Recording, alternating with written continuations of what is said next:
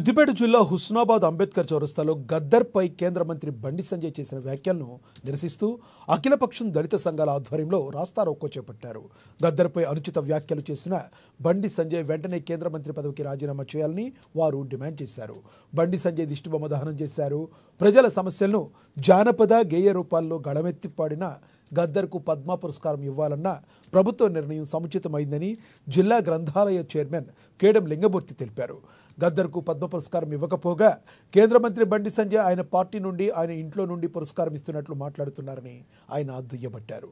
బండి సంజయ్ వ్యాఖ్యలపై కేంద్ర ప్రభుత్వం ప్రధాని మోడీ సమాధానం చెప్పాలని వారు డిమాండ్ చేశారు. గద్దరన్న అంత కూడా మరి ఈ మాటలన్న బండి సంజయ్ అంత కూడా అనేది ఒకసారి ప్రజలు గమనించాలి. మరి స్వయాన డాక్టర్ బిఆర్ అంబేద్కర్, భారత రాజ్యాంగ నిర్మాత డాక్టర్ బిఆర్ అంబేద్కర్ మనుమన్ని ప్రకాష్ అంబేద్కర్ ను, అదే విధంగా ఆనంద్ తేల్తుండేను జైల్లో పెట్టింది బీజేపీ పార్టీ కాదా, మోడీ కాదా, అమిత్ షా కాదా, బండి సంజయ్ కాదా? ఒక పక్క ప్రజల వైపు నుంచి పీడిత తాడిత ప్రజల వైపు నుంచి కొట్లాడుతున్న జర్నలిస్టును గౌరవ లంకేషన్ గాని, అదే విధంగా దబోల్కర్ గాని, అదే విధంగా పన్సారేను గాని హత్య చేసింది ఈ బీజేపీ పార్టీ కార్యకర్తలు కాదా? అదే విధంగా మరి ఒక పక్క ప్రజల వైపున పోరాడుతున్న ఎంతో మంది కవలం కళాకారులను కూడా జైల్లో పెట్టింది బీజేపీ పార్టీ కాదా? ఇప్పుడు నిర్ణయించుకోవాలి ఎవరు దేశద్రోహులు. ఒక ప్రజావాగ్యకారుడు ప్రజలను చైతన్యపరిచింది, ప్రశ్నించే వైపు ఉన్నాడు. కాబట్టి అటువంటి ఒక మేధావిని అలా అనడం మాత్రం చాలా బాధాకరమైనటువంటి సందర్భం. దీన్ని మేధావులు, విద్యావంతులు, ప్రజా సంఘాలు అందరూ ఆలోచన చేస్తున్నాయి.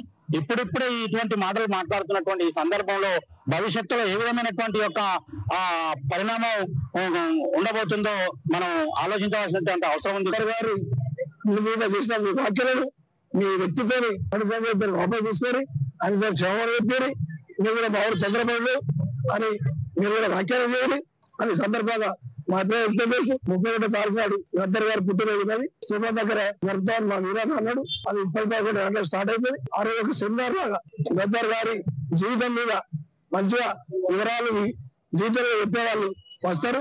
అక్కడ మాట్లాడి ఆయన జయంతి చేసి అక్కడ కూడా ఈ బండి సంజయ్ గారు లాంటి వాళ్ళు మేమే ఎడపడేలు ఎంతమంది ఉన్నారు, కనపడే ఎంతమంది విషయాలు సుదీర్ఘంగా చర్చ చేసి మనమంతా